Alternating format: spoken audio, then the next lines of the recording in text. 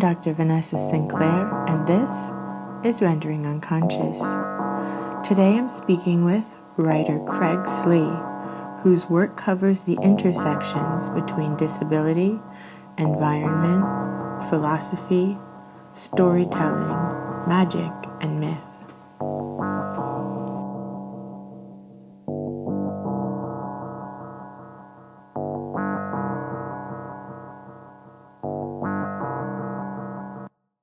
For a very long time, I write about sort of the intersections of myth, folklore, and creativity and disability, because I'm a disabled person. I have cerebral palsy. I use a wheelchair. I'm even a recent amputee because I had half my foot amputated. So disability is basically my life. From a very early age, I wrote to express myself. And so for a very long time, I've been writing about sort of the intersection of the ideas of myth, that it's the classic idea of perhaps the monster or the edge person, sitting on the edge and perhaps mediating with a different world or an outside world. And over time, because I've been very influenced by the fact that I did 2 degrees in philosophy, it became this sort of, as well as being tied into sort of vague forays into disability studies, it became this idea of, rather than placing the disabled or shall we say, the marginalized people on the outside, the fact that we've always been here historically is the important part to me. And yes, while there's the outsider level, there is this idea that perhaps because of their difference, whether that be in terms of disability or body shape or sexuality or whatever, they see a different world. They have to deal with different things, different circumstances, whether that be from overt oppression or structural differences due to disability or whatever. And people like that have always been present throughout history. I mean, the classic one is, when people say, ancient times, they'd leave disabled people out to die if they weren't viable and things like that. And that's true in some cases, but there's archaeological evidence that people who were disabled were actually, if not given central roles in various societies, even back to the Neanderthals, that they were cared for, that in essence people put effort into taking care of them. And the idea that since we've always been here, the roles that we've played are perhaps something that has always been with us. And the idea that there's somebody in a society who always, through no fault of their own, through sheer circumstance or whatever, sees the world differently. It started me thinking, well, what would that do to a culture, to a small group of people who were wandering around or doing whatever they were doing? And you've got this person going, hey, I see something really differently. And that person wasn't necessarily exiled. They were cared for. What if that person was like, no, what if you do it this way and this way? And over time, it sort of started blending with the idea of, the old chestnut of perhaps the magical figure, the monster, all these things which have been talked about in so many ideas of theory of other and divinity and monstrousness. I started to think maybe that rather than doing this from the outside, they do it from the center. So less of the idea of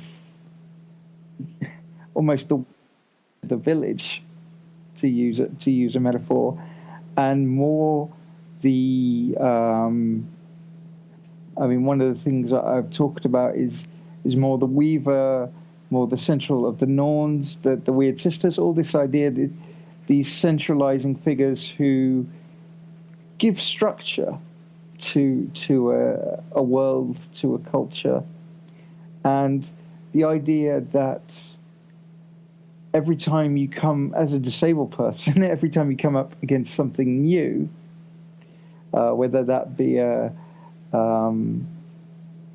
new place you're going, or a new work, new job, new situation, you have to work out your way of doing things. So there's this constant going back to first principles, if you like. And I see myself, as we're writing this, sort of sitting there going, well, there's always that part where you have to sit and you have to think about what you've done. So you almost, in a sense, that these sort of things start percolating in the back of my head. And I start thinking about the idea that you can go down almost into a pre-structural sense, a primordial sense.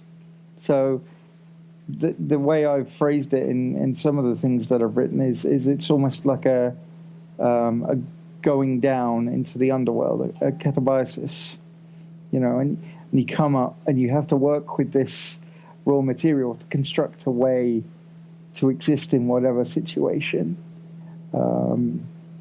you're in, whether that be, okay, well, I need to use a disability aid in this particular situation that I don't normally use, but that whole reflex and how, this idea of being able to see in another way is sort of almost central to a living, breathing culture. There's always going to come that point where somebody's going to have to go, hey, I'm going to have to stop you there or overturn what you're thinking about.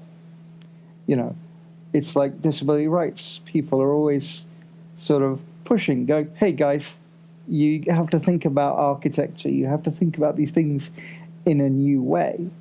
And there's always that poesis, always that bringing forth of a new set of ideas. And I think that is a role that I'm happy. That's what I do with my writing, in a sense. I'm trying to go down into these mythological, these murky, unconscious, almost these occult angles, and sort of bring them up and say the world is far weirder in the strictest Old English sense of it with a Y than your average structure of the world, would seem to be. And that's really kind of central to what I do, is sort of connecting the weird stuff up. But I think it's not just a new role or something like that, a new identity. I think it's something that, without being too qualified, has always been there. It's not something that maybe people have noticed, but if we've always been here, it's always been done, if you see what I mean. Mm-hmm. Yeah, and in that way, it's a very valuable perspective and inventive and creative.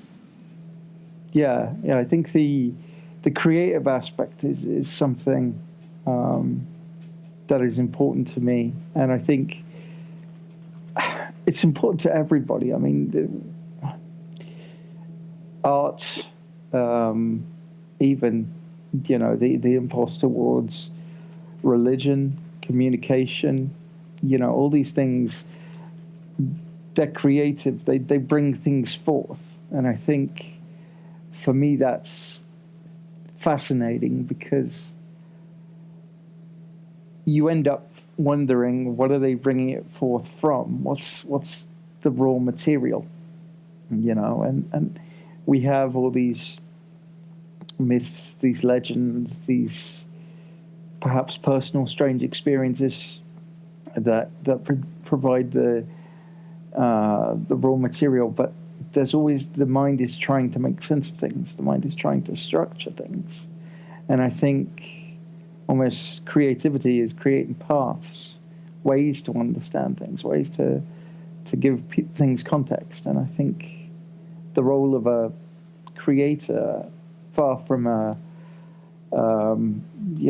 fiat lux, and then that's it. Everything is running as is a constant role. It's a constant point where you can't really stop, because if you do that, you kind of do it without trying. Your brain is always running that way, and it becomes very difficult to stop, I think, sometimes. Yeah, and it's like a skill set or a way of being in the world that you develop and hone and change. And yeah, I think the way of being in the world is a very interesting thing, because so many people have ideas about, fixed, oh, you have to be this way, you have to be that way. But when you get into the creativity aspect, you often end up taking on so many shapes or trying so many different ways that you can't really say, well, I am a creator of this or a creator of that, because that's only trying for other people, in a sense. That's sort of saying, if I say I'm an artist, people go, that you're that, or I'm a poet. But I think the impulse, the raw impulse which drives people to do that, isn't necessarily, I must do art. What they're actually saying is, I must create, and art is my particular way of doing that. Mm-hmm. But I think the impulse is capable of shape-shifting, if you see what I mean. Just in the way that you'd give a different structure. I think the impulse is something that I personally try to embrace, and it's the curse of many writers who sit there and go, I wish I could draw, I wish I could make the pictures in my head, instead of all I've got is words. But I think there is a great deal of importance, and I think from my perspective, creating other paths is what I do, just in terms of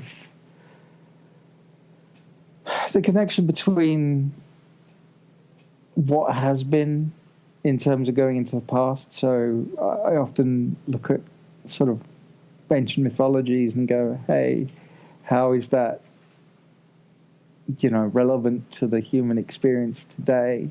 And spend a lot of time sort of, my favorite sort of myth cycle is the Norse myths, but it's I will happily be interested in many other mythological structures, because as far as I'm concerned, myth is what happens when whatever there is, whether it's just life itself or environment or landscape or maybe even something spiritual, that makes contact with the human mind, and people make stories about it. They create narratives, they create shapes for things to make sense. So I think, and obviously there's been research done that suggests, as an example, some of the fairy tales that we know have bits which are thousands of years old. So I think there's a sort of weird continuity there as well that keeps being reborn in every generation, or as time goes on. Mm-hmm. What do you like about the Norse myths in particular? To be honest, for me, the Norse myths, the structure of the idea of weird, which is that there is this, it's not so much fate as in predestination, but there are consequences for actions, and everything is interlinked. So you've got plenty of sagas which are, X person gets messed up because of something their grandfathers did, or a deal they or their family line did with a god, or whatever. There is this sense of interlinking consequence that I think we need today. We need to literally go, hey, there's consequences for capitalism, there's consequences for, the interlinking of our environment, even the interlinking of a society. The internet, as far as I'm concerned, has made it obvious, even more obvious, that everything we do touches everybody else. But equally, I think what I enjoy about it is that there's almost this weird sense of fatalism to Norse myth, and you could argue that the myths of Ragnarok are Christian interpolation based on, because obviously they were recorded in sort of 13th century, so they're based off a non-Christian tradition that got Christianized, and then obviously written down by a Christian to keep a piece of poetic or an idea of poetic culture around. But there is a sense that the gods aren't all powerful. Gods can screw up, and indeed the gods screwing up, if you go with Ragnarok, is suddenly one take that they screwed up. They broke the rules that kept the society running, and it all went to pot. But equally, what I like is almost the uncompromising nature, not in a barbarian sword sort of way, but in this is life as it is. Mm-hmm.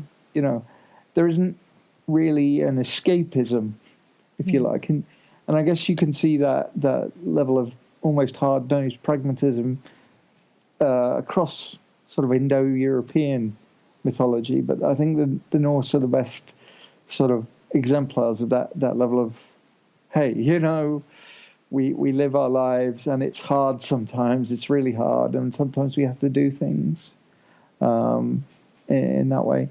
So, I spend my time, I live in the north of England, so, there's a lot of, for starters, there was a hoard, found not sort of 40 miles away from where I was, that was put in the local museum. So there's a lot of the history there, but it's equally, I think the importance is that the gods are very, as far as Norse mythology goes, are very easy to recognize. They're easy to see ourselves in, and say what you like about, Greek myth, the idea of, the gods on Mount Olympus and occasionally coming down.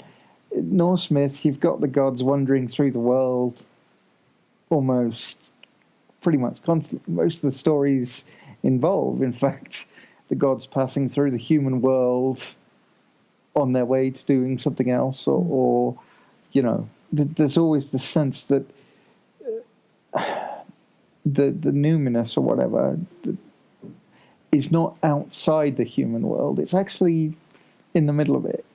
And you never quite know when that moment of something you thought was normal isn't so normal anymore, and that recontextualizes the whole thing. I think the thing that always amuses me most about Norse myth is it's in the saga, the Volsung saga. And there's this sort of great wedding. I can't even remember between which characters, but there's a great wedding, and there's a whole bunch of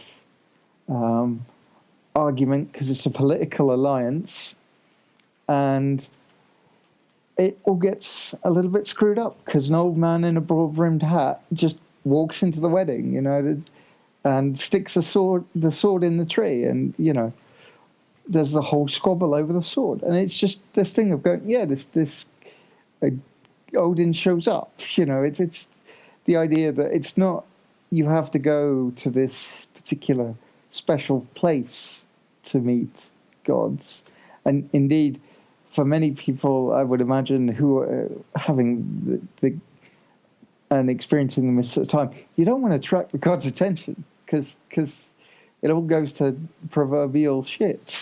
You know, gods get involved. You know, we'd quite like a quiet life, but yeah, I think for me, it's a weird sense of getting the ideas and the experiences behind myths can still happen to us while we're going about our ordinary lives. Mm.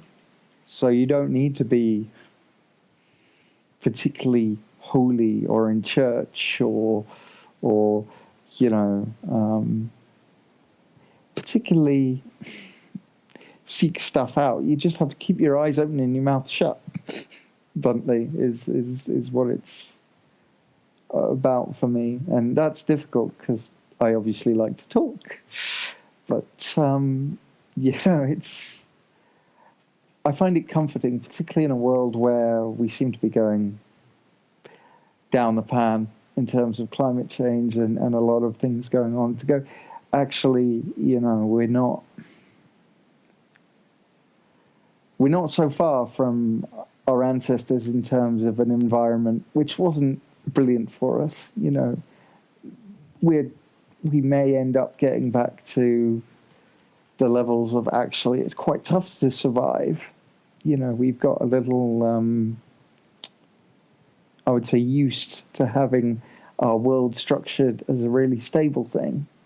And I don't think that, not in a doomsaying way, perhaps, but I think perhaps the idea of, you know, coming together and being more connected to each other, which is the idea of frith, the idea of being woven together, is important, because when it all goes to crap, you need people you can rely on to help you survive. And there's a weird sort of unity, I think, in that as well. So what are you working on now? At the moment, I'm actually working sort of on more ideas of the piece on the crypt cult, which is, you know, the idea that cripples, the bent people, whether physically or mentally, shall we say, are, you know, have always been here, and sort of the implications of what that means, in the sense that not just what we can do in terms of a job advertisement, as it were, but what that implies about the flexibility of the world.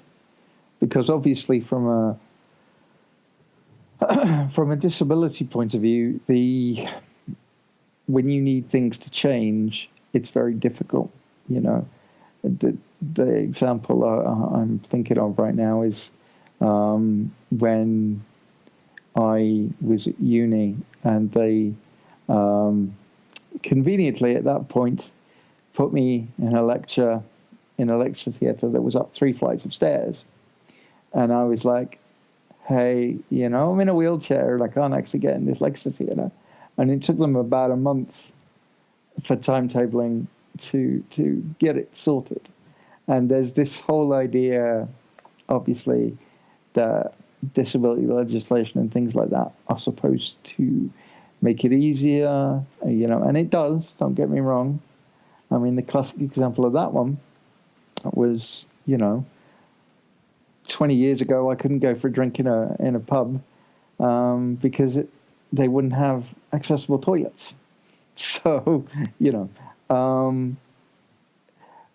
but yeah, it takes time, and what we have from the crypt cult perspective is, you know, how do you acknowledge, and how does the idea of how we see time change things if we're trapped in a different kind of time, and people are, when you are looking at how long it takes you to do things, if you've got a disability, some things which someone might get done in 5 minutes might take you half an hour, might knock you out for a week, It depends on your disability.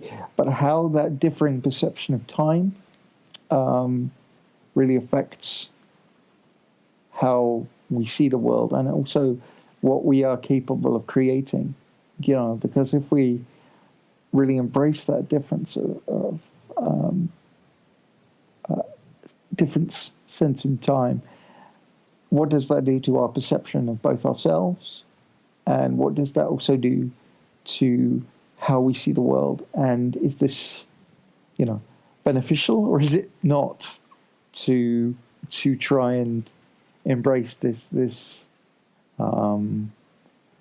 different time? And again, what are the implications of that? Do we actually, forgive the term, but do we actually end up with a different space-time entirety? Are we, and is that, because the whole essence of what I'm saying with the crypt cult idea is that we're not apart, as in we're not separate, we're actually at the center. So if there's people who experience this different time at the center of society, at the center of culture, at the center of what needs to be, what does that mean? Can we impart this different sense of time to people through creative work? And not just by saying, oh yeah, this is my experience, it takes me, 2 hours to wash some dishes, but I actually go, no. How do we create that, almost that sense of duration in the Bergsonian sense, of, that strangeness of life? Because the whole point as well with crypt cult is, for so long, disability has been associated with sickness and death. And my point very much in the things that I'm trying to do is, what if it's the other way around? What if, while you recognize, people who are able-bodied recognize us as, bent, and have this weird sort of fear of they're going to end up like that when they get old? What if we're saying, no, look, there's a vitality here. There's a vitality in this bentness. There's even a vitality in being old and near death. There is perhaps a different kind of vitality that is than that which is fetishized today by our society, of the eternal urge towards youth. That, and to try and structure that. But when I'm writing about it, it's difficult, because obviously you don't want it to become too much of a personal confessional here, because people get bored with that. So you need to relate it to a certain sense to the wider world, to keep it connected, because otherwise you do end up getting siloed off, and it becomes, something that is relevant to a particular group of people, but isn't more widely relevant. And I think the key for me is trying to keep that connection, so you can pass things along the connection. And to be honest, as I'm writing about it, it's kind of difficult. I've gone through 2 drafts already where I'm just like, no, this is either too academic or too sort of too esoteric, if you like, for people to get. And I mean, my writing is not, I am aware of this, for everybody. At this point, I've got to the point where I'm just like, I'll write what I write, and if people like it, screw it. But at the same time, trying to conceptualize my own sense of time in my own body, and then put that in a page, or on a page rather, and try and convey that in a way which people can get, and isn't just like, we're not going to get it because we're not you. Of course you're not going to get it, but the point for me as a writer, as a communicator, is to try and transmit some tiny semblance, just a tiny seed, enough to make people go, huh, that's another way of doing it.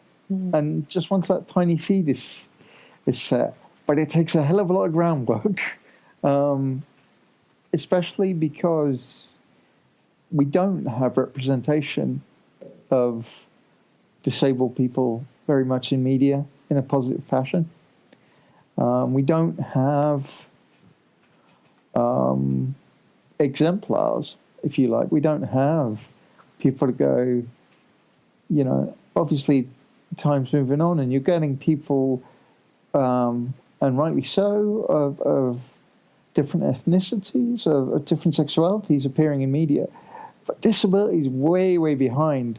So it's kind of hard to go, no, we're not just placeholder in wheelchair here. We are literally talking about the body, about how that affects things, and to try and create a relation for people to connect with. Because, you know, we've written things and had people go, you know, I'm sure we both have, had people go, I don't get what you're trying to do here. And it's like, well, it's obvious to us and it's obvious to a whole bunch of other people, but in general, it doesn't make that connection. And while you're always going to fail to connect with everybody, the key point, I think, is to try and make it something that is capable of connecting. So it's really difficult for me to do. But yeah, that's mostly what I'm working on. And banging my head against a brick wall is the time and the embodiment aspect. No, I think it's a good point too of this over pathologization. That's something I'm really focused on too. Like, why are all these experiences that are part of the human experience pathologized? They should be included as like this huge diverse spectrum of human experience, and not like this is the norm and then these are all deviations of the norm. Because if you add up all the deviations, there's a lot more of those than the supposed norm.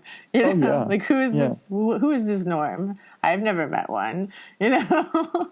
And again, it's there is the fact that deep within the heart of the norm, shall we say, there is a deviance.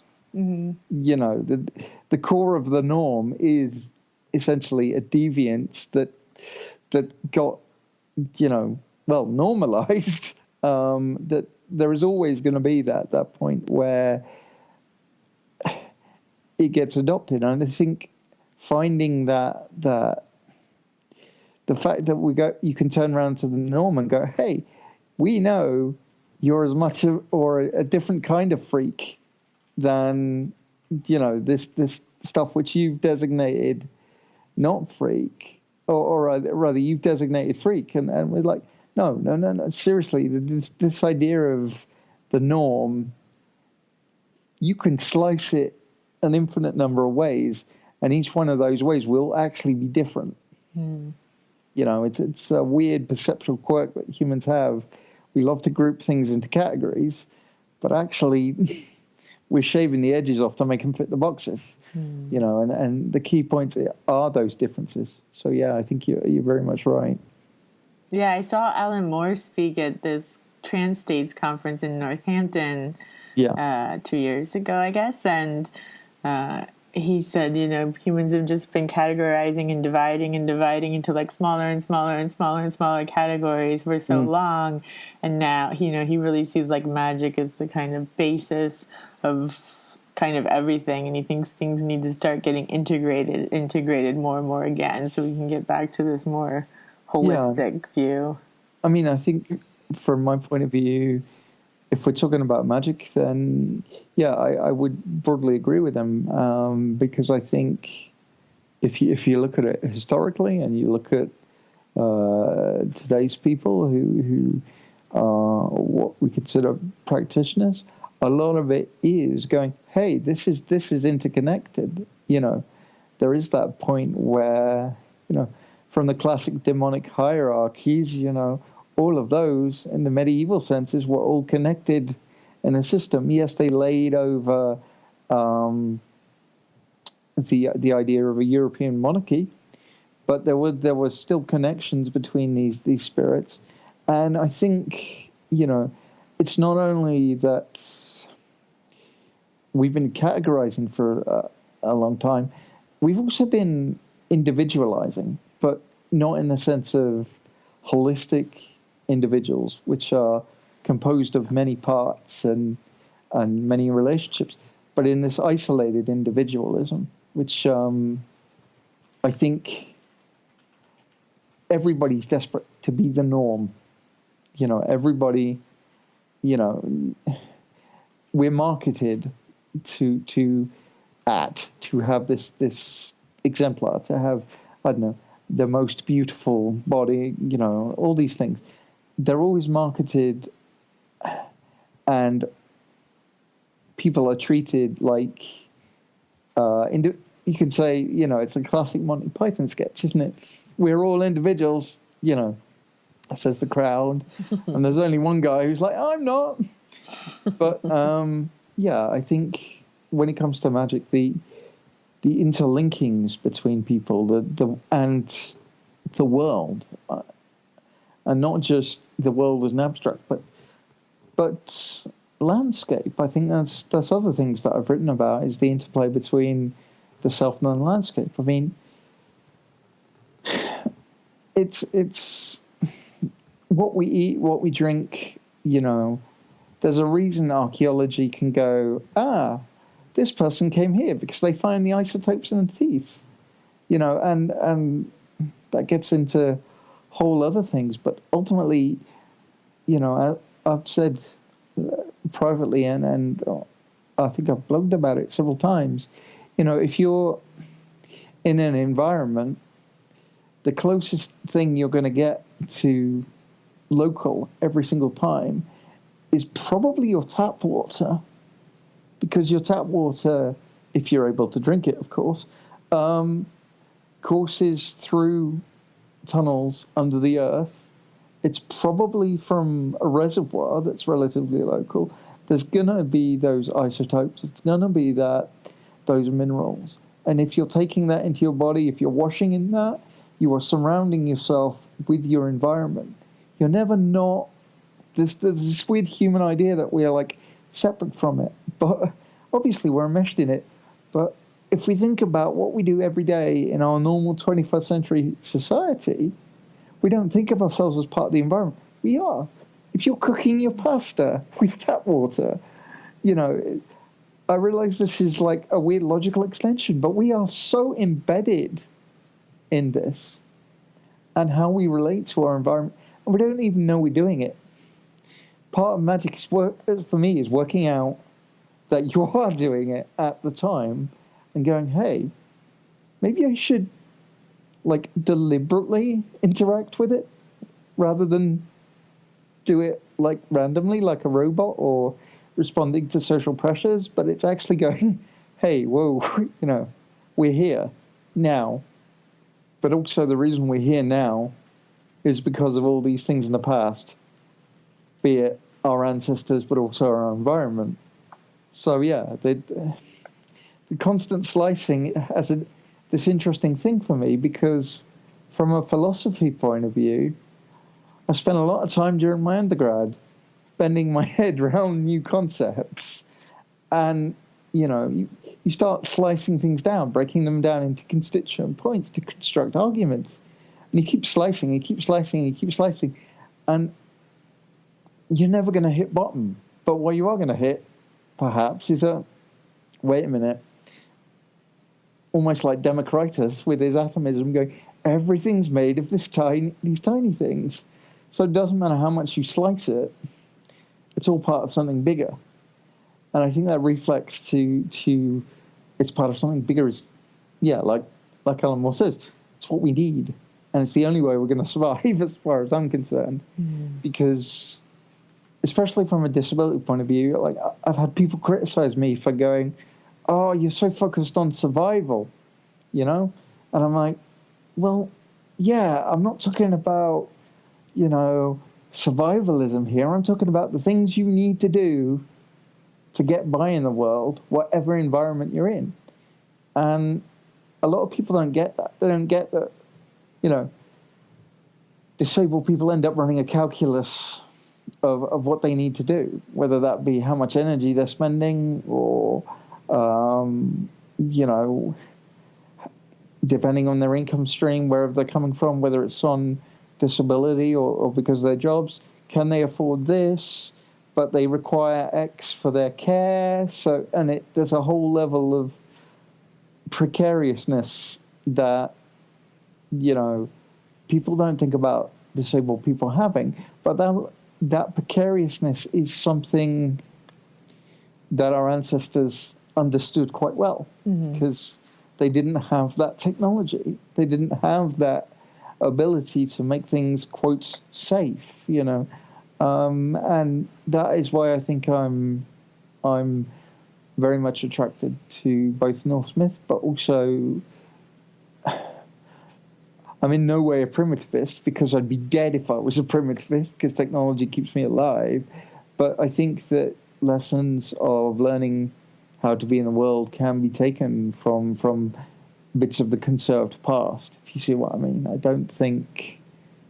I think the progress myth, shall we say, is one of the most dangerous myths there is, because it doesn't take into the fact that failure happens, that things can go wrong. If you're disabled, you may know that if you do one thing wrong in what you're doing, you might end up in a lot of trouble. Whether that be something as simple as, slipping when you transfer from your wheelchair, or I don't know, eating something that you're actually violently allergic to that will knock you out for a couple of days, or whatever. There's always that moment where you have to be very careful. And yeah, it's difficult, I think, especially because the myth of progress seems to go forward to this great and wonderful shiny norm, this idea of this abstract perfection, because that seems to be the ideal with that myth of eventually everything will be perfect. And I'm like, yeah, but where's the flexibility in that? It's just perfect for who? Yeah, exactly. And then we get into the difficulty of eugenics and all and genetic engineering, and I'm not even going to get into that. But you know what I mean? The idea of and this again, yeah. I could go on for ages about the issues with medicalization of disability, but yeah. Yeah. Do you want to focus on philosophy? What got you into philosophy in the first place? The fun bit about that is I actually was going to go to university to study physics. And then I basically finished my A-levels, which was essentially the exams we do to get into uni. And I said, I can't crunch numbers for another 4 years. My head's going to explode. And I sat down and I thought, what do I like about physics? And the thing about physics was it was trying to understand the world, trying to understand the universe, in fact. And I sort of sat there and I thought, I want to do that, but without maths, and that, and I started looking, and I saw the philosophy course, went, you know what, that seems really, kind of close, asking those questions.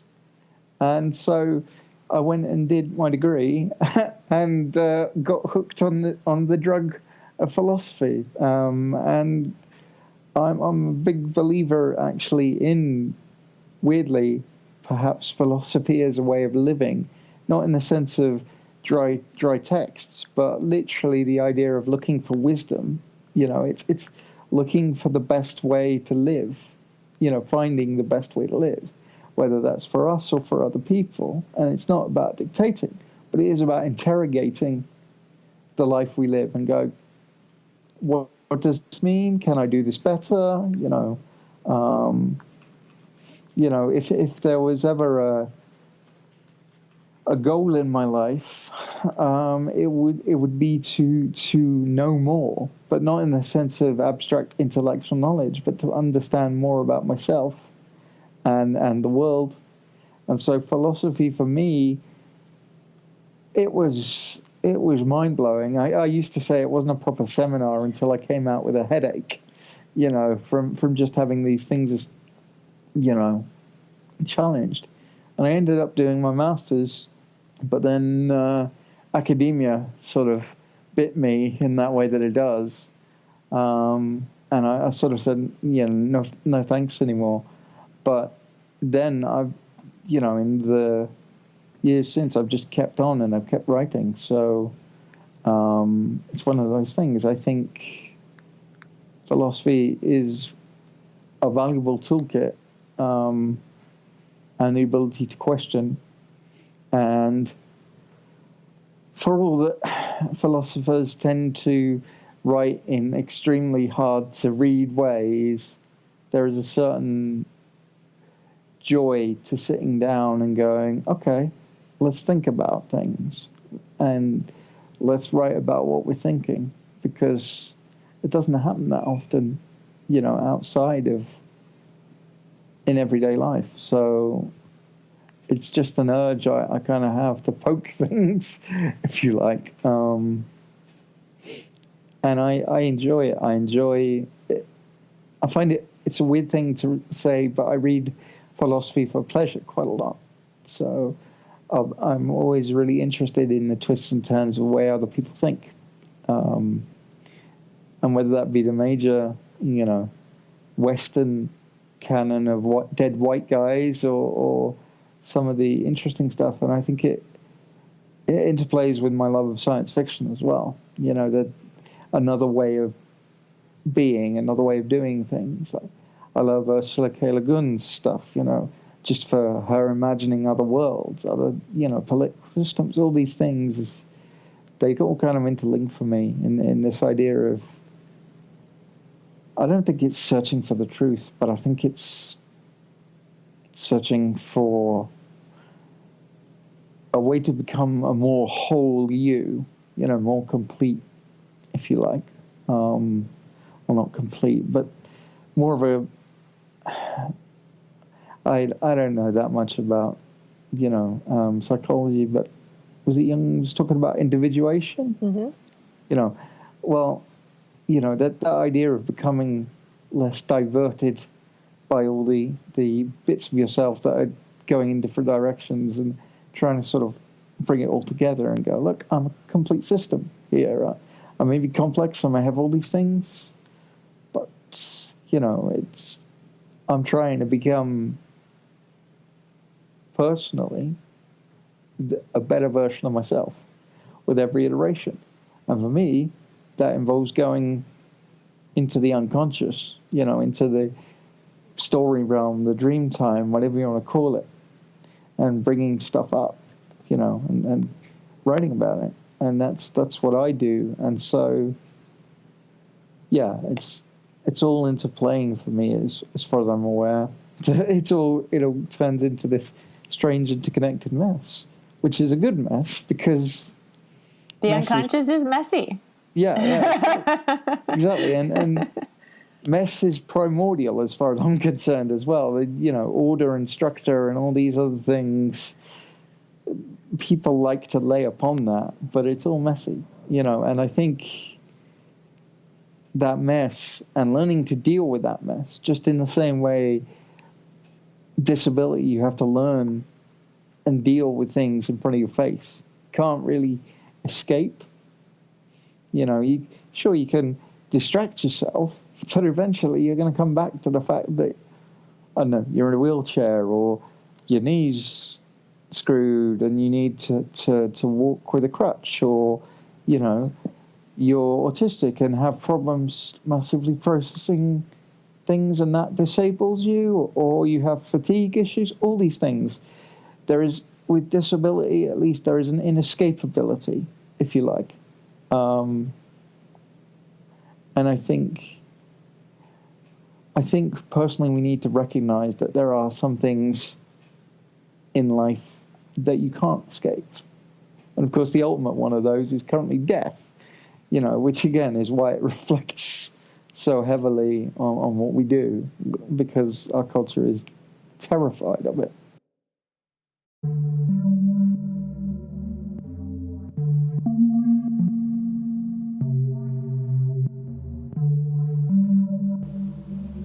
Thank you for listening to Rendering Unconscious. You've just heard Craig Slee with his philosophy of crypt cult and beyond. For more, please visit our publisher's website, trapart.net. That's TRAPART.net. And Craig's blog, coldalbion.net.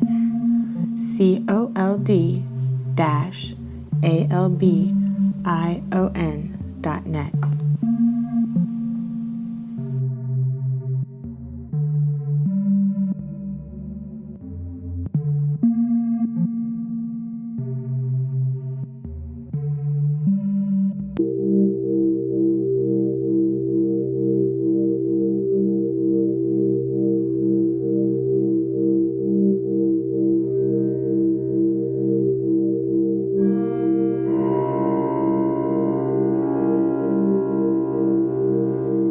Reproduction and your mind.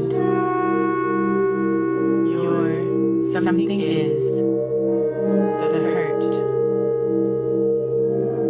Beautiful films I have patterns into your no need. Flower. Oracular words of the flat.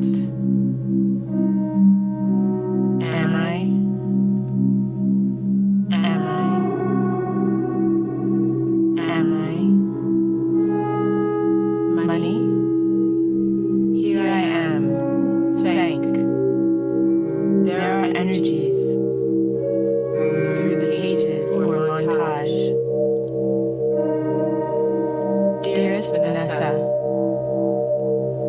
the car a craft,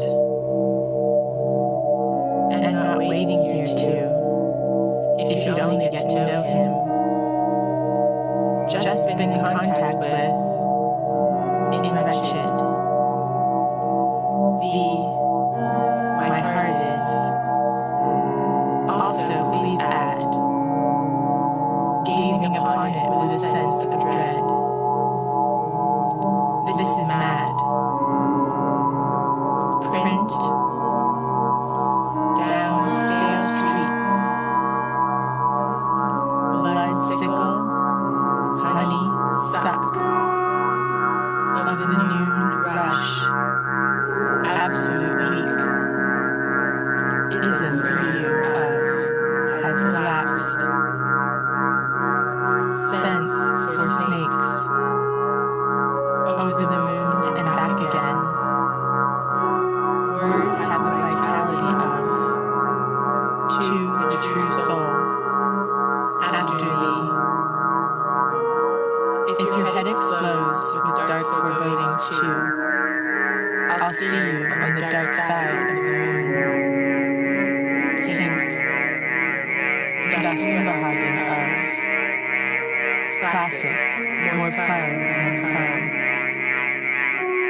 My fur for you, ability to not only, both more than two bodies, some creativity.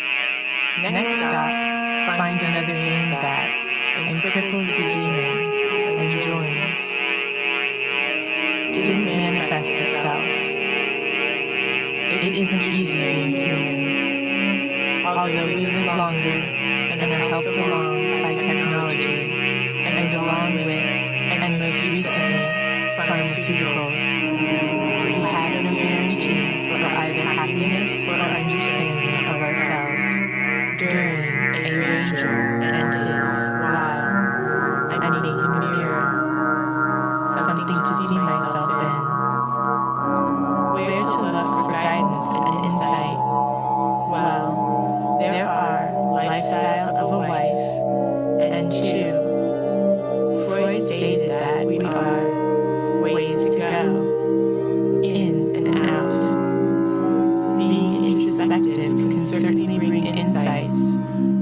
exist often only for David Bowie, like a flash, touching upon the individual sphere.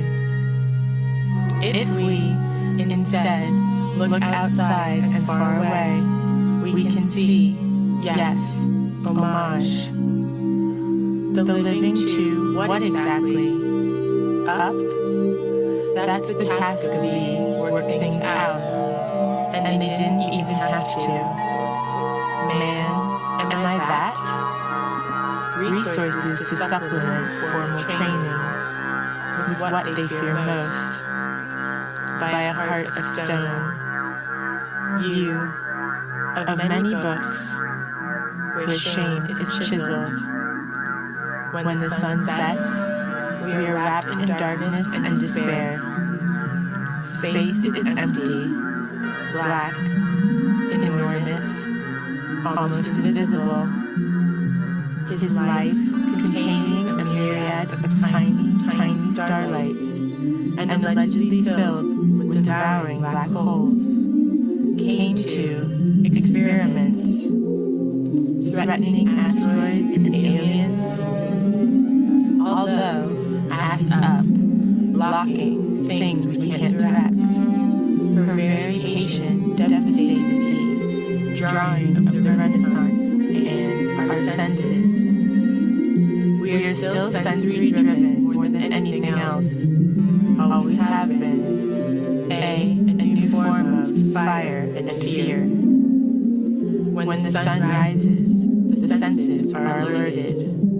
We can see what's tangible, have never, as I think, at all understood thee. When I worry the message is lost in sweet note. Processes. Most of us structure our active lives based, and then she says that the seekers can choose. Have thee, will have to use force in my, on visibility of the sun, and then retract when it's no longer visible. One could say this is new simplifications.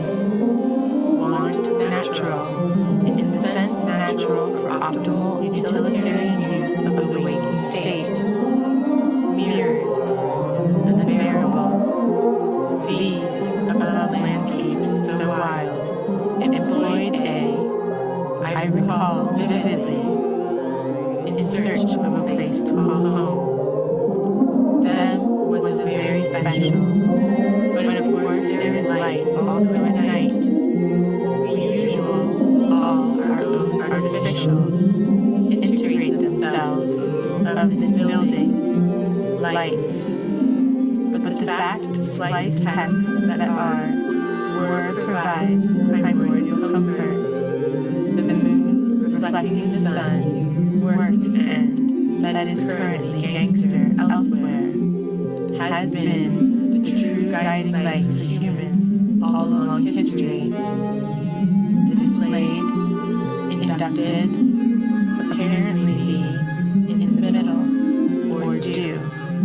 Doors open and close, eclipses we may claim to be fascinated by a phenomenon in the sky, but in deemed actual fact, we're instinctually terrified. Use will and self-discipline when I would I'm making the body. And know that the dead desert, changing sound of the recording, work with it until it sounds differently. That we could not afford to know him. The sun affects us by heat, rebirth cycles. It direct, tangible ways. We take the sun for granted and at the same, adapt our lives and cultures around it. Energy embodies the moon, affects us by reflected light and timelessness and purity. Relish magnetic force, quite a different story. Let me know what life, but the moon regulates it, and the sea, exposing ourselves, began saging thee, thereby controls human destiny to a greater and more tangible extent. Me who brought thee, the future will know their own kind. Embellish human existence, but convention forbids. Body corresponds to thee, present throughout. Innumerable form of the occulted, tissue that structures, binds, and supports. It is for Vanessa.